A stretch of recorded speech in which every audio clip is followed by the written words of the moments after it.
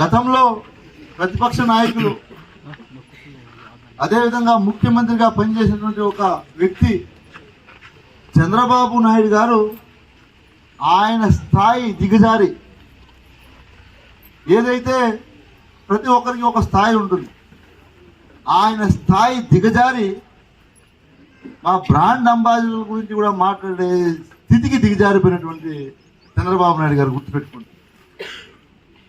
దొంగలు అన్నారు, ఇంట్లో భర్తలు లేని టైంలో ఆడవాళ్ళ మీద దౌర్జన్యం చేస్తున్నారన్నాడు.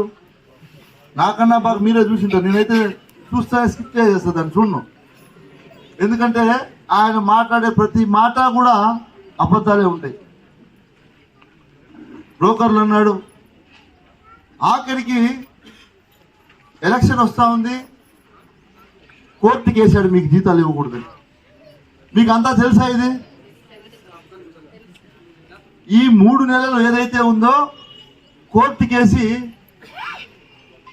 వాలంటీర్లు అంతా కూడా ఏకపక్షంగా వ్యవహరిస్తున్నారు అనో లేదు దొంగలనో రకరకాల నిందలు పెట్టి జీతాలు ఇవ్వకూడదని కోర్టుకేసాడు.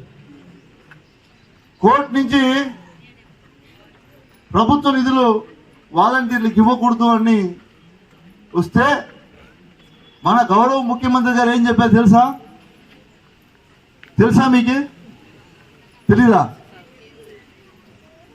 ఈ 3 నెలల జీతం ప్రభుత్వం ఇచ్చినా ఇవ్వకపోయినా నా సొంత నిధులతో ఇస్తా, నా బ్రాండ్ అంబాసిడర్ గుర్తుపెట్టుకోండి.